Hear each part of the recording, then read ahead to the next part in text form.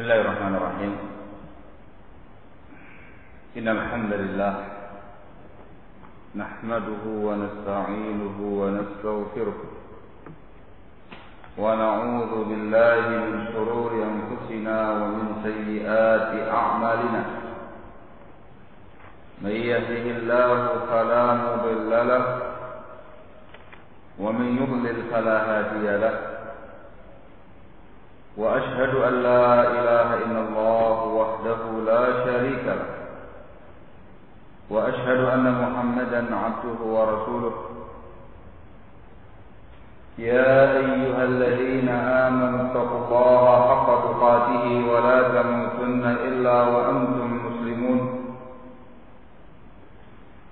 يا أيها الناس اتقوا ربكم الذي خلقكم من نفس واحدة وخلق منها زوجها وبث منهما رجالا كثيرا ونساء واتقوا الله الذي تساءلون به والأرحام إن الله كان عليكم رقيبا يا أيها الذين آمنوا اتقوا الله وقولوا قولا سديدا يصلح لكم أعمالكم ويغفر لكم ذنوبكم ومن يطع الله ورسوله فقد فاز فوزا عظيما أما بعد فإن أصدق الحديث كتاب الله وخير الهدي هدي محمد صلى الله عليه وعلى آله وسلم وشر الأمور محدثاتها فإن كل محدثة بدعة وكل بدعة ضلالة وكل ضلالة في النار أيها الناس.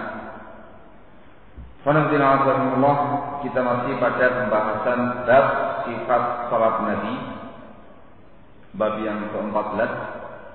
Kita sudah membaca hadis yang ke-86 tentang masalah doa iftitah. Juga kita telah membahas hadis yang ke-87, hadisnya Aisyah radhiyallahu taala anha yang menyebutkan cukup banyak tata cara salatnya Rasulullah sallallahu alaihi wasallam.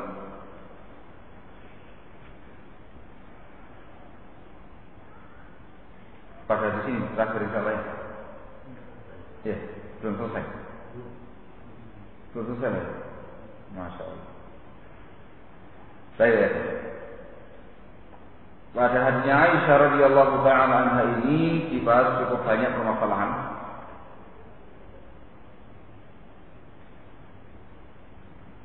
Di antaranya yang dibahas ialah memulai salat dengan takbir. Dan dibahas yang sudah dibahas ini takbiratul ihram itu hukumnya adalah rukun dalam salat, harus dilafalkan. Kemudian terkait dengan lafal dengan sifat takbirnya harus mengucapkan lafaz Allahu Akbar, tidak cukup dengan lafaz-lafaz yang lain. Kemudian setelah itu membaca iftitah sebagaimana yang disebutkan pada hadisnya Abu Hurairah radhiyallahu taala anhu arba. Kemudian setelah itu membaca basmalah. Setelah itu baru membaca alhamdulillahirabbil alamin dengan suara yang keras. Dan sebelumnya membaca ta'awudz.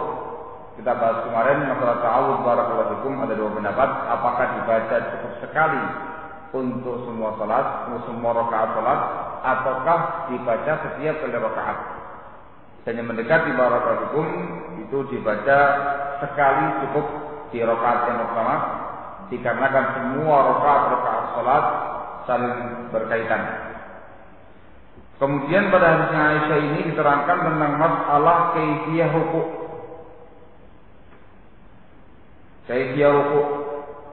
Wa kana idza raka'a lam yusqit ra'sahu wa lam yusawwibhu walakin baina dzalik. Rasulullah sallallahu alaihi wasallam apabila beliau rukuk, beliau tidak mengangkat kepalanya, juga tidak merundukkan kepalanya, namun antara itu. Untuk pembahasan masalah rukuk barakallahu fikum, di sini ada beberapa hal yang harus diperhatikan. Yang pertama ialah lurus. Kepala dan punggung itu lurus. Kepala tidak mendongak jika tidak turun, lurus dengan punggung saja. Disebutkan dalam sebagian riwayat kalau seandainya dituangkan air di punggungnya Rasulullah SAW tidak mengalir, dia akan diam, lurus. Kemudian perkara kedua adalah menghadapkan pandangan mata ke tempat sujudnya, sehingga matanya ke bawah, matanya tidak ke kanan atau ke kiri atau ke depan, tapi matanya ke bawah, ke tempat sujud. Perkara yang ketiga ialah tangan. Tangan ini mencengkram lutut. Tangan itu mencengkram lutut. Yakbiru. Kopot itu mencengkram ya, mencengkram lutut dengan kuat, ditekankan begitu. Kemudian merenggangkan antara dua siku. Barakallahu. Ini beberapa hal yang disebutkan dalam beberapa riwayat yang lain terkait dengan masalah kaifiyah rukuk. Kemudian dikerjakan secara tumakninah dengan tenang sampai seluruh anggota-anggota tubuh itu mengambil tempatnya masing-masing. Tenang, membaca zikir-zikir rukuk, baru kemudian i'tidal. Ini masalah rukuk besar dan ringkas dari riwayat ini. Setelah itu menjelaskan tentang masalah i'tidal. Wa kana idza rafa'a ra'sahu min ar-ruku' lam yasjud hatta yastawiya qa'ida. Rasulullah sallallahu alaihi wasallam apabila beliau mengangkat kepalanya dari rukuk, beliau tidak sujud sampai tegak lurus berdiri. Ini i'tidal. Dari rukuk disebutkan dalam riwayat yang lain membaca tasmi' sami Allahu liman hamidah. Dan membaca doa Rabbana lakal hamd atau Rabbana walakal hamd, atau yang dipanjangkan itu Rabbana walakal hamdu mil'us samawati ila akhir. Bacaan yang agak panjang. Itu semuanya silakan dipilih. Kemudian tegak berdiri. Tidak sujud sampai betul-betul posisi i'tidal sempurna. Yastawiya qa'imah. Sempurna berdiri itu ketika semua anggota tubuh mengambil posisinya masing-masing tegak. Dengan penuh tumakninah, dengan penuh ketenangan. Terkait dengan bab i'tidal barakallahu. Yang dibahas oleh para ulama adalah posisi tangan. Ketika i'tidal, posisi tangan sebelah mana? Apakah posisi tangannya lurus ke bawah? Dan Allah dengan angkat tangan ya, sami Allahu liman hamidah. Turun ke bawah namanya irsal, ataukah di dada namanya qabd. Ini dua pendapat di kalangan para ulama. Dan masing-masingnya berargumentasi dengan dalil yang sama. Yaitu lafaz hadis, kana Nabi sallallahu alaihi wasallam idza qama wada'a yadahu al-yumna 'ala al-yusra 'ala as-sadr. Rasulullah sallallahu alaihi wasallam apabila beliau bangkit berdiri, beliau meletakkan tangan kanannya di atas tangan kirinya di atas dada. Lafaz ini, sebagian ulama mengatakan ini berlaku untuk semua berdiri. Baik berdiri ketika awal sholat awal rakaat, ataukah berdiri ketika i'tidal. Setiap berdiri harus posisi demikian. Ini pendapat yang mengatakan qabd. Ini pendapat yang dipegangi sama Asy-Syaikh bin Baz rahimahullah dan yang lainnya. Sementara pendapat kedua yang mengatakan irsal, mengatakan lurus begini, menyatakan hadis itu khusus untuk pertama ketika takbiratul ihram atau berdiri rakaat yang kedua, yang ketiga, yang keempat, tidak berkaitan dengan i'tidal sedikit pun. Saya mengatakan irsal. Paham ya? Dua pendapat ya Pak. Ini pendapat yang dikatakan sama-sama kuat argumen darinya, sehingga antum amalkannya, antum merasa mantap secara argumentasi. Antum mantap secara argumentasinya, kemudian antum toleransi dengan pendapat yang kedua. Paham ya? Yang mantap dengan turun, silakan turun. Kemudian toleransi dengan pendapat yang mengatakan qabab, yang qabab silakan qabab. Toleransi dengan pendapat yang mengatakan irsal. Kalau saya pribadi, saya lebih mantap dengan pendapat yang mengatakan irsal, lurus ke bawah dengan tanpa qabab. Dikatakan riwayat itu secara siyaqul hadis, teks hadisnya itu berbicara tentang masalah berdiri, bukan berbicara tentang masalah i'tidal. Wallahu a'lam. Jangan lupa ketika i'tidal angkat kedua tangan. Jangan dibahas insyaallah, angkat kedua tangan sejajar dengan pundak ini atau menempelkan ke ujung telinganya, menghadapkan ke arah kiblat. Ini ringkasan riwayat-riwayat yang ada terkait dengan masalah i'tidal barakallahu fikum. Kemudian terkait dengan masalah sujud, wa kana idza rafa'a ra'sahu min as-sajdah lam yasjud hatta yastawiya qa'idan. Terkait dengan masalah sujud barakallahu fikum, di sini ada pembahasan juga di kalangan para ulama. Dari mulai i'tidal, turun sujud, takbir Allahu Akbar, turun sujud. Di sini apakah mengangkat kedua tangan atau tidak? Jawabannya dengan tanpa mengangkat kedua tangan. Sebab tidak ada riwayat khusus masalah itu. Cukup dengan takbir. Masalah kedua yang mereka angkat barakallahu fikum adalah ketika turun sujud, mana yang didahulukan? Telapak tangan terlebih dahulu, baru lutut, ataukah lutut dulu, baru kemudian telapak tangan? Ini juga dua pendapat di kalangan para ulama yang sangat kuat. Ringkasnya barakallahu fikum, semua argumentasi yang disebutkan oleh dua pendapat tadi sama-sama lemah, nggak ada yang sahih. Yang mengatakan telapak tangan dulu, riwayatnya nggak ada yang sahih. Yang mengatakan lutut dulu, semuanya lemah, nggak ada yang sahih. Ini riwayat secara khusus, nggak ada yang sahih. Sehingga pendapat yang lebih mendekati insyaallah taala pendapat yang menyatakan tasghir, boleh milih. Boleh milih. Antum bisa dengan telapak tangan dulu baru lutut, bisa juga lutut dulu baru telapak tangan, tidak ada masalah. Namun yang dibahas kemarin yang lebih afdal insyaallah ialah mendahulukan tangan sebelum lutut. Dasarnya hadis Al-Bara bin Azib, hadis Bara bin Azib radhiyallahu taala anhu wa ardhah, yang mengatakan, menceritakan tentang salatnya Rasulullah para sahabat.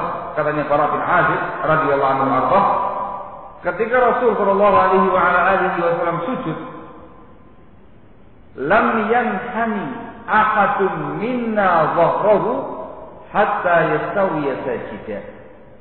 Ketika beliau turun sujud, tidak ada seorang pun dari kami para sahabat, para makmum ini, yang merundukkan punggungnya,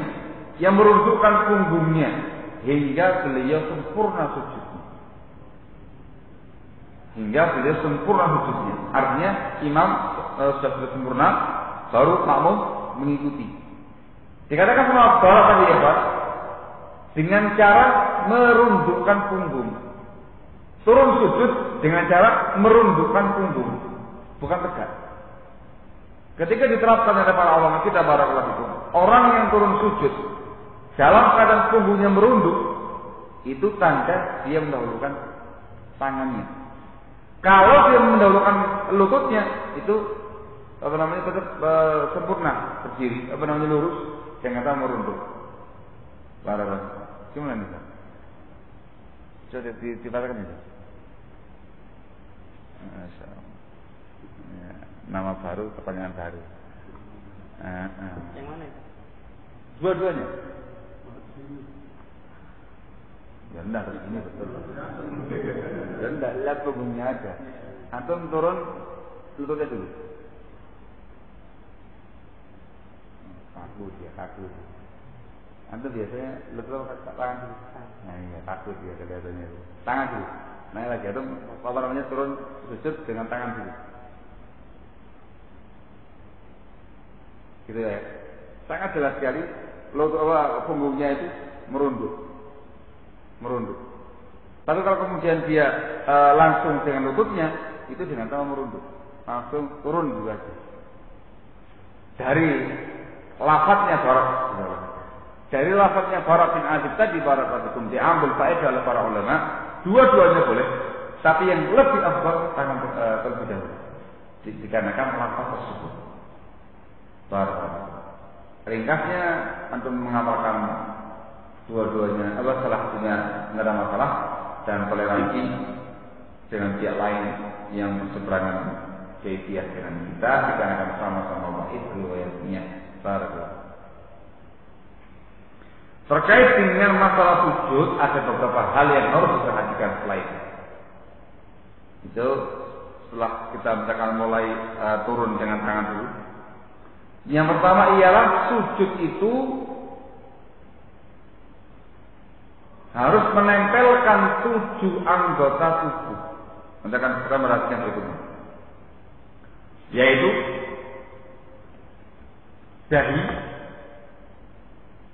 dahi, dan Rasul ketika itu menunjuk hidung. Jabhah itu dahi. Beliau tangannya menuju hidung. Berarti dahi dan ujung hidung ini satu, harus nempel. Yang kedua, telapak tangan. Yang berikutnya kedua lutut. Yang berikutnya ujung 2 telapak kaki, atraf. Ini telapak kaki ujung-ujungnya ditempelkan. Ini hal-hal yang harus ditempelkan ketika sujud. Paham ya? Sehingga ketika sujud barakallahu kaki tidak boleh naik. Kakinya nggak boleh naik, harus nempel. Kemudian ketika sujud juga hidungnya nggak boleh diangkat, jangan dahi naik begini sehingga hidungnya nggak nempel, itu nggak boleh. Paham ya? Kadang-kadang gini sama hidungnya nggak kena ya kan? Sehingga semuanya harus nempel. Kemudian barakallahu posisi tangan depan itu menghadap ke arah kiblat, itu bisa dijajarkan dengan pundak kita atau dengan telinga kita. Yang jelas lengan kita ini naik ke atas. Tidak boleh menempel dengan perut atau dengan paha. Juga tidak boleh menempel dengan tanah. Paham ya? Tapi dia naik ke atas, kemudian dijauhkan dari kedua rusuk kita, menjauh. Ada kemana ya? Maksud bukan? Allah berarti. Masya Allah. Antum harus bukan dia yang tepat dulu sujudnya itu. Kemudian yang berikutnya masalah kaki, masalah kedua telapak kaki.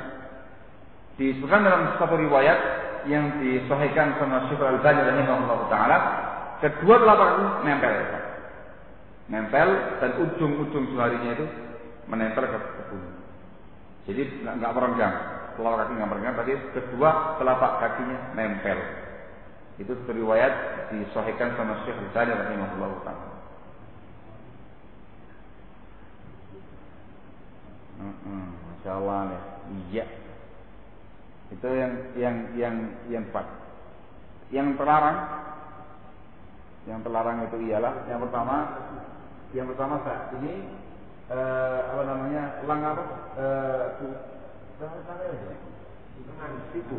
tangan bawah. Sipunya nempel dengan tanah. Ini nggak boleh. Ini larangan Rasul. Atau nempel ke perut. Itu yang seperti ini kalau dalam kondisi yang normal tidak boleh. Dalam kondisi yang amat sangat darurat boleh. Misalkan imam mau sujudnya kecapean begitu ya, kayak ditahan gitu. Nanti gini lagi. Gitu ya. Wes gitu.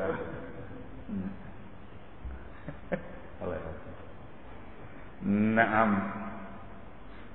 Itu terkait dengan masalah kaifiat sujudnya. Kemudian setelah itu terkait dengan duduk antara dua sujud. Duduk antara dua sujud. Untuk duduk antara dua sujud disebutkan dalam riwayat ini, wa kana yafrishu rijlahul yusra wa yansibu rijlahul yumna. Bahasanya beliau istirash. Ketika duduk antara dua sujud, beliau istirash, menghamparkan kaki sebelah kiri dan menaikkan telapak kaki sebelah kanan. Siapa yang perhatikan kan? Saya. Jawab. Ini duduk antara dua sujud. Telapak kaki dihamparkan, ini ya, diduduki, kemudian yang bagian kaki sebelah kanan dinaikkan. Ini namanya istirahat. Bagaimana yang berbagi dia? Ini namanya istirahat para guru. Ini untuk kaifiat duduk antara dua sujud dan duduk pada tahiyat pertama, tasyahud pertama. Barakallahu. Kami salah ya? Nanti dulu. Tenang Pak. Saya tenang saya. Allah dari situ. Kemudian barakallahu pembahasan yang lain. Dari kan saya terangkan untuk istirahat itu dilakukan ketika duduk antara dua sujud. Dan yang kedua ketika tasyahud awal. Ya, ketika tahiyat awal. Sekarang pertanyaannya barakallahu. Bagaimana dengan sholat yang hanya memiliki satu tahiyat? Sholat yang hanya memiliki satu tahiyat atau satu tasyahud. Bagaimana kaifiahnya? Di sini ada ikhtilaf di kalangan para ulama. Ada yang mengatakan tawarruk. Kalau tawarruk itu kaifiah tasyahud akhir. Ada yang mengatakan dengan istirahat, kaifiah tasyahud pertama. Pendapat yang rajih dari riwayat-riwayat yang ada barakallahu fikum, salat yang memiliki satu tasyahud duduknya istirahat. Duduknya istirahat seperti duduk tahiyat pertama. Ada sekitar khusus segini ya Mas.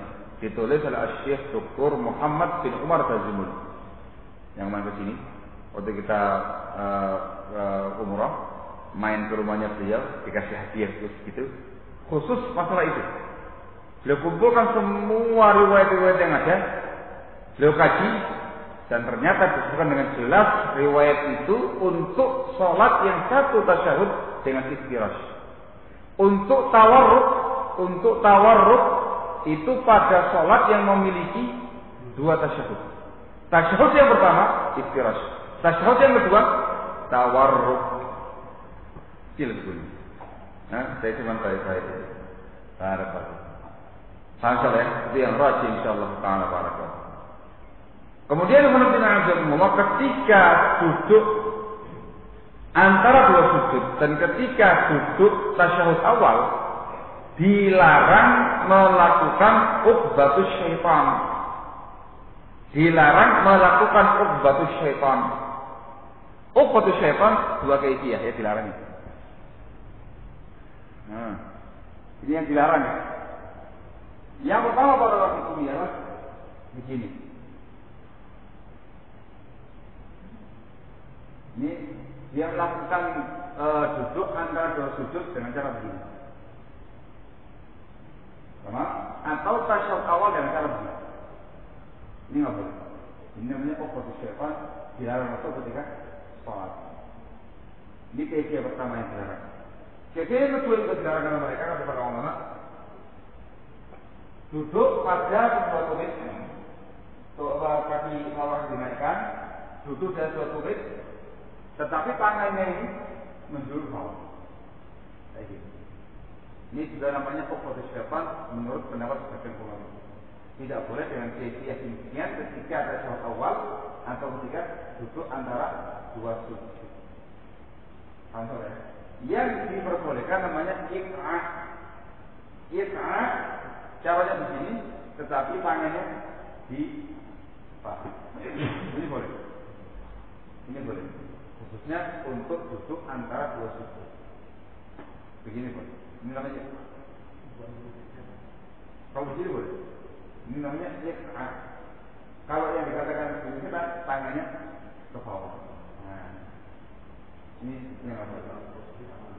Iya. Tapi kaifiah larangan tadi itu pertama yang bisa. Duduk tersebut ambil begini. Di antara ilahnya, sebabnya yang pertama melukai setan, yang kedua nampak auratnya kalau kamu menggunakan dirwal para kelas itu. Kalau pakai gamis tok, garis dirwal dulunya kayak gitu. Kelihatan para kelas itu, nangkringnya.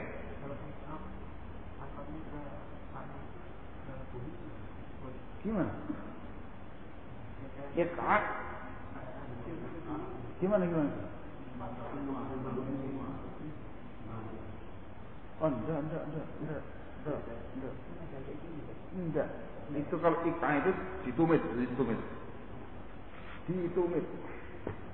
Insya Allah tidak. Yang bikin saya berarti.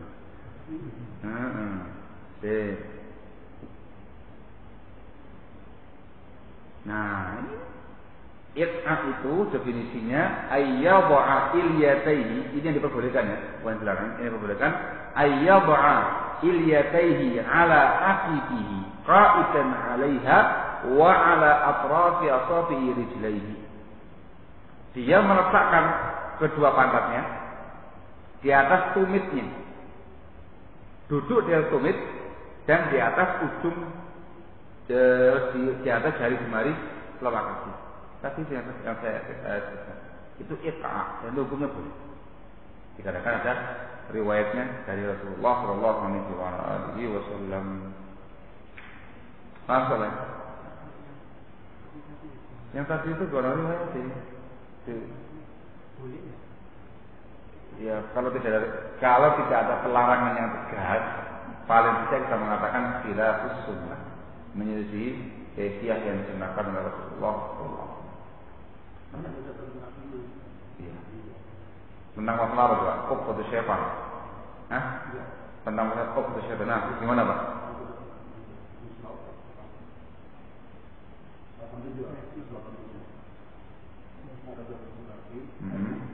Abu Ubaidah dan beberapa ulama yang lain menafsirkan dengan duduk jongkok, yaitu menegakkan angkat di tanah, menegakkan kedua betis, Menegakkan kedua tangan di atas tanah, seperti cara anjing.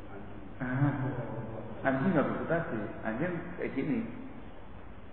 Nah, jadi meletakkan kedua pantat di tangan, betis dinaikkan, ya kan? Betis dinaikkan, tangannya ke bumi. Ini yang namanya uqdhatus syaitan yang dilarang. Ini penafsiran sebagian ulama. Tafsir yang kedua tadi, mirip kayak iq'a, kayak gini. Biasanya apa? Tangan dia menjulur. Nah kayak gini, ini nggak boleh. Namanya uqdhatus syaitan. Tapi kalau tangan dia di paha, itu boleh. Ngerti gitu? Kalau yang tadi itu antum apa namanya? Betisnya lurus, nggak naik. Awas. Gitu ya. Nah, kemudian juga yang dilarang dalam riwayat ini ialah menghamparkan kedua lengan seperti hamparannya hewan buas. Itu ketika sujud. Tangan dia bukan diangkat tapi dihamparkan. Sujud sambil tangannya menghampar begini, menempel di tangan. Sebagaimana dicontohkan tadi, itu dilarang. Sehingga harus diangkat dan dijauhkan dari kedua rusuk. Terkait dengan tasyahud awal, di situ para hukum ada kaifiah berikutnya, yaitu berisyarat dengan telunjuk tangan ketika tasyahud. Isyarat dengan telunjuk tangan dalam hukum yang dipakai isyarat dari telunjuk dengan keras, jangan letoy, jangan loyo, tapi syadid betul ya, keras begini. Tamam. Kemudian kedua jari tengah dan ibu jari membentuk lingkaran. Bisa begini, bisa begini, bisa begini. Ini beberapa kaidah yang pernah memperoleh. Ini lingkaran juga. Bisa begini, ini juga lingkaran. Bisa begini, ini juga lingkaran. Paham ya? Ini harus diperhatikan ketika tasyahud awal. Posisi telapak tangan kiri di paha kaki kiri, posisi tangan kanan di paha sebelah kanan menunjuk begitu. Paham ya? Jadi bukan begini. Ada orang sekarang nggak gini ya, nggak boleh. Jadi nempel begini, atau begini, atau begini. Sedih. Ini jelas riwayatnya. Yang menjadi pembahasan juga di kalangan para ulama adalah apakah diem ataukah menggerak-gerak. Sebelum saya bahas, harus dipahami dahulu pengertian tahrik. Yang namanya tahrik itu ya, ujungnya bergerak. Gini ya Pak, itu namanya tahrik. Paham ya? Ini tahrik. Kalau antum gerakan dengan cepat begini, ini bukan namanya tahrik, tapi namanya raf'un wa khafdun, kata para ulama. Raf'un dinaikkan, khafdun diturunkan. Namanya naik turun. Ini bukan tahrik. Ini tidak ada seorang punya pendapat seperti ini. Tidak ada. Tidak ada ya Pak. Paham ya? Sehingga ketika ada yang punya pendapat tahrik menggerakkan jari jemari, itu bukan begini, tapi ujungnya aja. Paham ya? Wah, harus latihan dulu. Latihan dulu. Barakallahu. Dua pendapat ya. Dua pendapat. Ada yang mengatakan diam, ada yang mengatakan menggerak-gerakkan jari. Pendapat ini dibangun di atas satu masalah hadis. Satu masalah hadis. Penambahan lafaz pada hadis Wa'il bin Hujr radhiyallahu ta'ala anhu arba dengan lafaz wa ra'aituhu yuharrikuha, dan saya melihat Rasul menggerakkan jari telunjuk. Tambahan lafaz ini yang diperbincangkan oleh para ulama. Sahih ataukah baik? Sahih ataukah baik? Sebagian mengatakan sahih sehingga mengamalkan. Sebagian mengatakan baik sehingga tidak mengamalkan. Faedah. Sebagai faedah. Kalau para ulama ikhtilaf dalam perkara fikih, dikarenakan ikhtilaf tentang keabsahan sebuah hadis, itu berarti masalah ijtihadiyah. Tidak boleh saling mengingkari. Paham ya? Pelajari, antum mantap yang mana yang membawa keterangan tadi, amalkan dan harus toleransi dengan pendapat yang kedua. Tidak boleh mengingkari. Dikarenakan masalah ijtihadiyah. Paham ya? Masalah mensahihkan sebuah hadis, membaikkan sebuah hadis itu ijtihadiyah. Yang mensahihkan ahlan sahlah, yang membaikkan juga ahlan sahlah, tapi harus dengan kaidah ilmu hadis. Kalau saya pribadi saya lebih mantap dengan pendapat yang mengatakan tanpa tahrik. Tanpa tahrik. Tahu alasannya? Dikarenakan barakallahu fikum, semua sahabat yang menerangkan tentang tata cara salatnya Rasul, enggak cuma satu, banyak, tidak menyebutkan kata-kata menggerakkan jari. Yang pertama. Untuk hadisnya Wa'il bin Hujr yang sedang dibahas itu, ada sekitar 20 sekian rawi meriwayatkan dengan tanpa menggerakkan jari. Hanya ada 1, 2 atau 3 rawi yang mengatakan menggerakkan jari. Secara kaidah ilmu hadis barakallahu, riwayat yang mengatakan menggerakkan jari yang cuma 3 rawi ini dikatakan syadz, ganjil, dan itu merupakan kebaikan.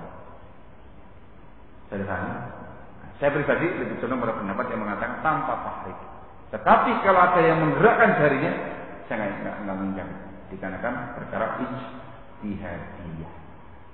Paham ya? Sehingga yang diam-diam amalkan bagaimana konsekuensi Anda, yang menggerak-gerakkan ya harus kami dengan baik, digerakkan dengan bagus. Jangan begini-begini.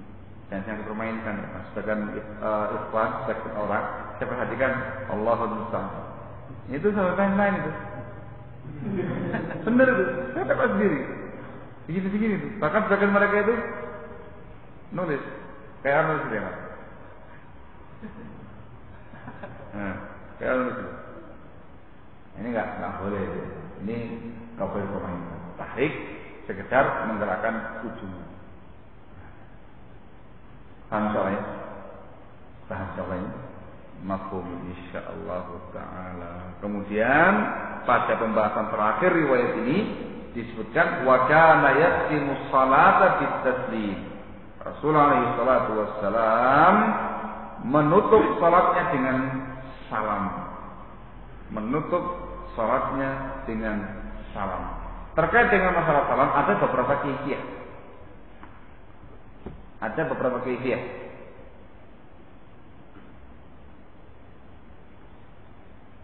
Ada beberapa kaifiyah. Kaifiyah yang pertama mengucapkan assalamualaikum warahmatullahi wabarakatuh. Kemudian assalamualaikum warahmatullahi wabarakatuh. Ini yang paling sahih. Ini kaifiyah salam yang paling sahih dari hadis Abdullah bin Mas'ud radhiyallahu ta'ala anhu. Paham ya? Silakan. Assalamualaikum warahmatullahi wabarakatuh. Assalamualaikum warahmatullahi wabarakatuh. Yang paling sahih. Kaifiyah kedua barakallahu ialah Assalamualaikum warahmatullahi wabarakatuh. Assalamualaikum warahmatullahi wabarakatuh. Assalamualaikum warahmatullahi wabarakatuh. Ini apa namanya? Kaifiyah kedua. Kaifiyah ketiga barakallahu. Assalamualaikum warahmatullahi wabarakatuh. Assalamualaikum. Assalamualaikum. Lagi.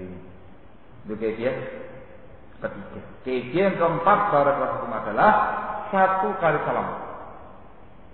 Satu kali salam mengucapkan assalamualaikum sambil wajah dimiringkan ke sebelah kanan sedikit.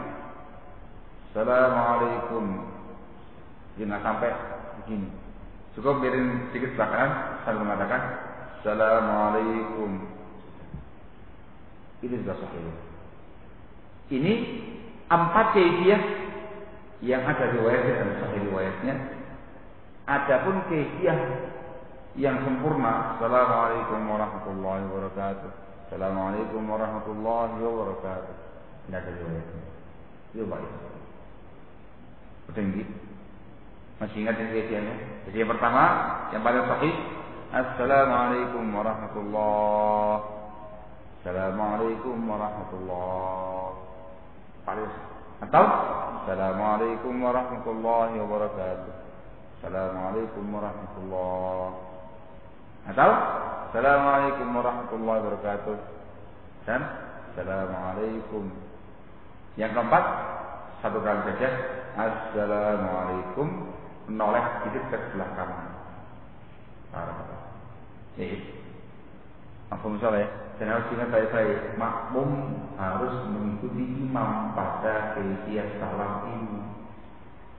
Kalau imam sekali salam, assalamualaikum, sudah ikuti, assalamualaikum. Jangan imamnya assalamualaikum, assalamualaikum warahmatullahi. Nah, itu tidak mutaba'atul imam, tidak ikut imam.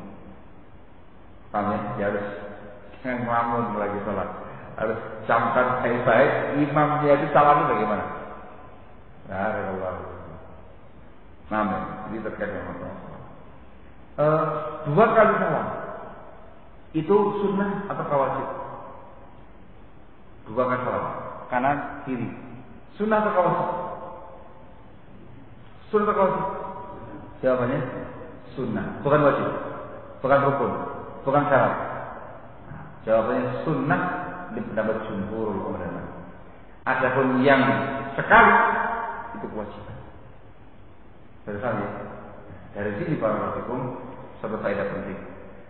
Nah, ketika ada seseorang yang sedang sholat, kemudian dia salam, baru mendapatkan satu kali salam, Assalamualaikum warahmatullahi. Baru yang kedua, begini sudah mereda. Nah, anginnya keluar. Paham ya? Itu nggak ada masalah. Cukup dia tidak perlu mengatakan apa. Namanya ini ringkasan hadis 87 hadis Aisyah radhiyallahu anha. Cukup banyak keisian dibahas dalam riwayat ini dan selebihnya akan ditambahkan pada riwayat-riwayat yang setelah. Masuk yang berikutnya supaya nambah hadis. Yang ke-88. An Abdullah bin Umar radhiyallahu taala anhuma, dari Abdullah bin Umar radhiyallahu taala anhuma, anna Nabi sallallahu alaihi wa ala alihi wasallam, bahwasanya Nabi sallallahu alaihi wa ala alihi wasallam kana yarfa'u biyadayhi hazwa mankibaihi. Beliau mengangkat kedua tangannya sejajar dengan kedua bahunya. Ini kaifiyah pertama. Disebutkan dalam riwayat yang lain ila suru'i udunaihi, sampai menempel di bagian ujung telinganya. Begini boleh? Begini boleh. Itu dua kaifiyah. Kapan itu? Idza tataha sholata. Ini yang pertama. Apabila beliau memulai salat.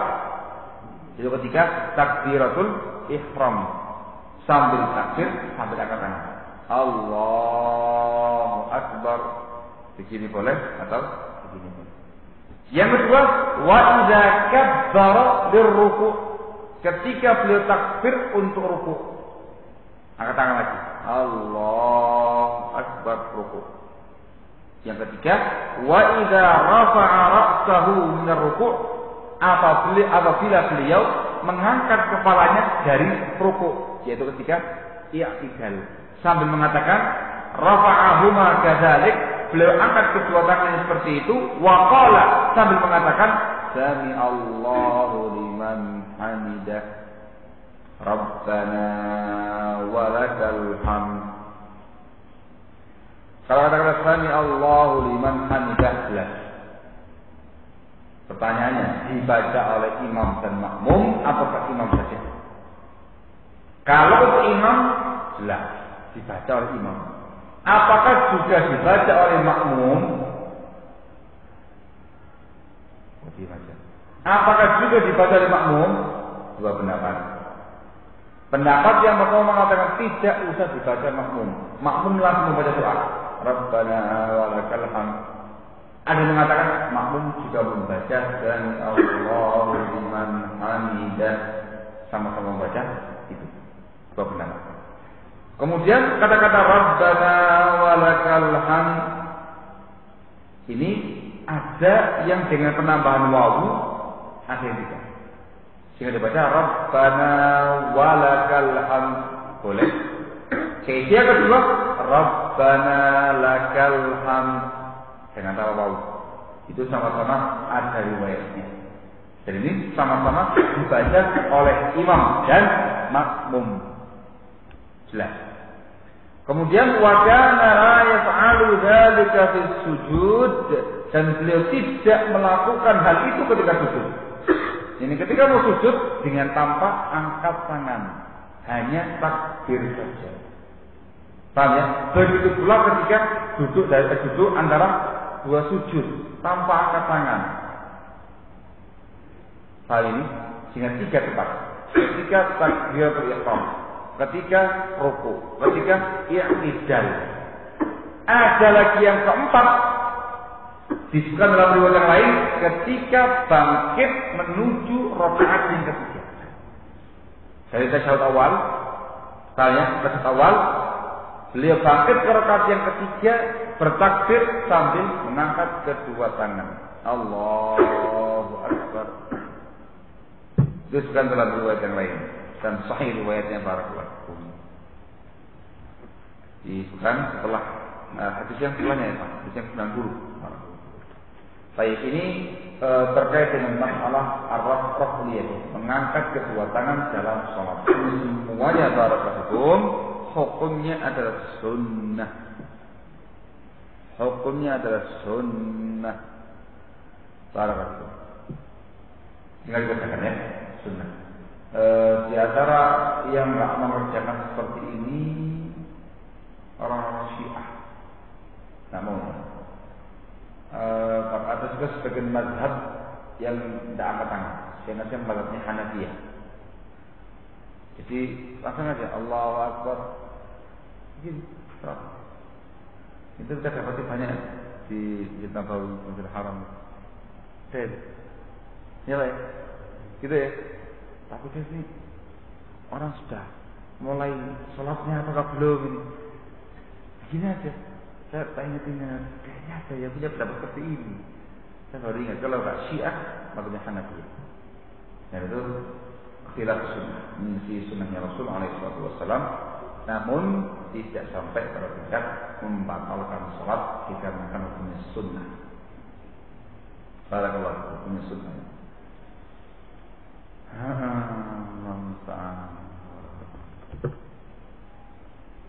Yang berikutnya yang sudah tadi kita bahas.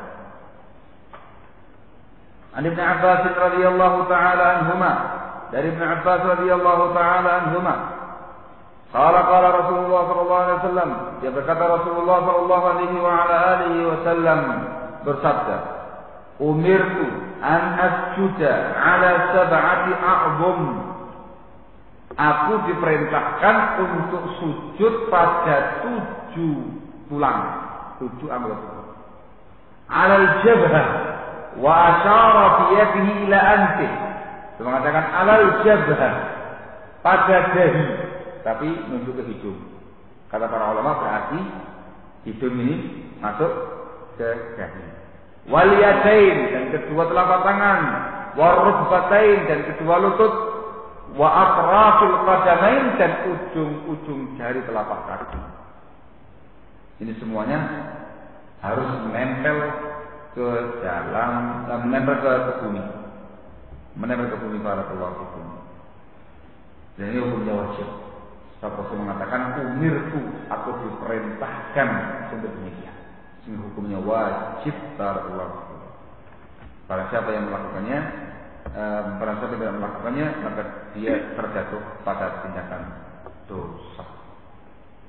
Masalah, bagaimana kalau sujud terhalangi oleh imamah sorban atau terhalangi oleh orang tua? Misalkan begini, gitu ya. Jika dahinya itu ketutupan oleh orang tua kita atau oleh imamah kita, sah atau tidak? Jawabannya, yang afdal, yang sempurna barakallahu ialah dahi menempel ke bumi. Paham ya? Tapi kalau seandainya tertutup demikian, saya tadi akan tertutup ya dahinya. Ini pendapat yang rajih, pendapat jumhur ulama mengatakan sholatnya sah. Sholatnya sah. Namanya. Nah, alasannya para Rasulullah adalah tindakan para sahabat di zamannya Rasul ketika panas yang sangat terik, ketika itu mereka ketika mau sujud menghamparkan sorbannya atau kain dan sujud pakai. Artinya apa? Dahi tidak langsung menyentuh tanah. Ada pelapis kain yang ditaruh oleh para sahabat radhiyallahu taala anhum. Ini pendapat jumhur dan tidak benar. Tidak ada masalah. Dalam kondisi demikian, tidak masalah. Cuma kurang afdal, gitu ya. Dengan kurang rapi, ya gitu ya. Imamah juga begitu, tidak ada masalah. Kurang afdal. Dari sini muncul pembahasan bagaimana kalau sujud itu nempel dengan karpet, tidak langsung ke lantai. Jawabannya boleh, tidak ada masalah. Barakallahu. Terus bagaimana kalau tidak nempel bumi di lantai 2, lantai 3? Jawabannya diperbolehkan. Itu semua terjadi di zamannya Rasul dan para sahabat dan tidak diingkari oleh Rasulullah Shallallahu Alaihi Wasallam. Salah ya. Artinya tidak dipersyaratkan kulit dahi kita itu harus nempel ke tanah, tidak. Tapi yang diwajibkan dahi kita ini nempel di tempat sujud. Dahi kita nempel di tempat sujud. Bedakan antara kata-kata tanah dan tempat sujud. Sudah paham ya? Ada.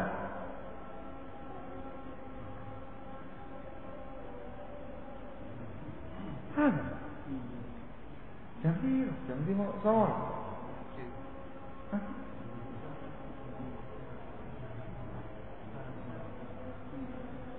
Begitu. Itu betul. Ya saya mau lagi cepat. Ya sudah. Selamat kemarin. Baik, kita selesai pada pembahasan hadis 89 dan insyaallah pada pertemuan berikutnya insyaallah hadis yang ke-90. Jadi yang hadis berapa? Jadi insyaallah mulai bulan depan Sabtu kedua pada asar juga di Arroya meneruskan kajiannya. Gitu ya. Yang belum Pak Zuri dipindah ke sini Pak Zuri. Nah, nanti Pak Zurinya tetap Ahad pagi yang keempat. Ya. Untuk tempatnya Pak Zuri yang biasanya Sabtu sore itu diganti Ahad pagi keempat jam 8 pagi. Anda punya Sabtu sorenya di sini supaya dapat tanya pembahasan fikih ini. Sabtu sore, Sabtu kedua, Sabtu keempat. Sabtu kedua, Sabtu keempat itu pasti. Sabtu ketiganya tidak tentu. Kita usia. Nah, Allah. Nah, ya Allah a'lam bishawab. Subhanaka wa bihamdika asyhadu an la ilaha illa anta astaghfiruka wa atubu ilaik.